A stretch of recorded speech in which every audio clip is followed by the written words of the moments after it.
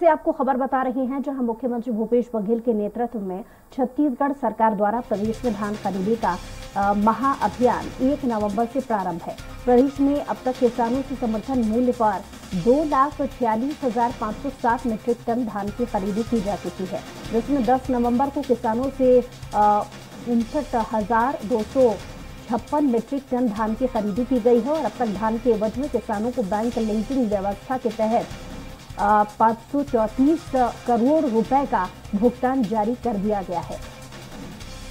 तो प्रदेश में 1 नवंबर से लगातार जारी है धान खरीदी। अब तक 2,46,000 मीट्रिक टन धान की खरीदी प्रदेश में की जा चुकी है और जैसा कि पहले से ही तमाम प्रयास सरकार कर रही थी।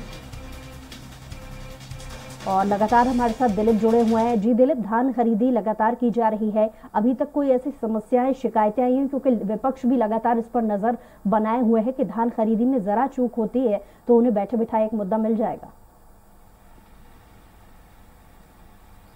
जी बिल्कुल बूसरा, जो प्रदेश सरकार की ओर से, क्योंकि किसानों को लेकर बड़े काम लगातार हो रहे हैं और समर्थन मूल्य पर धान खरीदी का एक मुद्दा, बड़ा मुद्दा रहा है विगत वर्षों में। तो इस बार जिस तरह से 1 नवंबर से धान खरीदी की शुरुआत की गई है, उससे कहीं न कहीं सरकार ने बहुत सारे जो कदम है उन्हें उठाए हैं।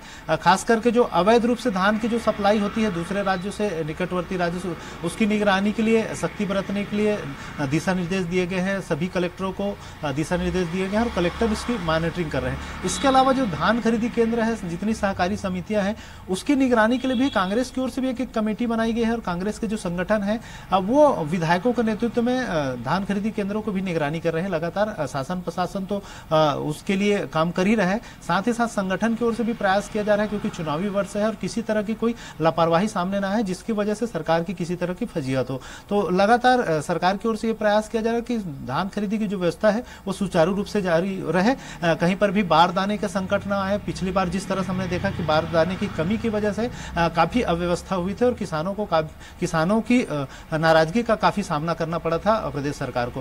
तो इस साल क्योंकि पिछले बार 1 दिसंबर से धान खरीदी हुई थी, एक साथ बल्क में काफी मात्रा में धान आ गए थे और किसान एक साथ धान खरीदी केंद्रों में पहुंच रहे थे बेचने के लिए, तो इससे कहीं ना कहीं एक अव्यवस्था हुई थी। लेकिन इस बार 1 नवंबर से ही धान खरीदी की शुरुआत कर दी गई है और जो अर्ली वैरायटी के धान है उसकी कटाई मिंजाई हुई है, वही धान अभी पहुंच रहे हैं। तो लेट वैरायटी के धान कुछ दिनों बाद पहुंचेंगे, इसलिए इसकी समस्या नहीं है। और जो धान खरीदी के जो सिस्टम जो बनाया है सरकार ने, इस बार बहुत बढ़िया चल रहा है, इसलिए बहुत ज्यादा परेशानी नहीं हो रही है। किसानों को पहले से टोकन दे दिया जाता है और उनका एक तारीख तय कर दिया जाता है कि इन किसानों को आज के दिन, अगर एक समिति में अगर 100 किसानों से धान खरीदी करना है तो 100 टोकन ही वितरित किए जाते हैं, फिर अगला 100 टोकन फिर दूसरे दिन के लिए दिया जाता है। इस तरह से अलग अलग सभी समितियों में जो प्रदेश भर में बात करें कि 2000 से अधिक जो धान उपार्जन केंद्र है वहां पर ये खरीदी हो रही है।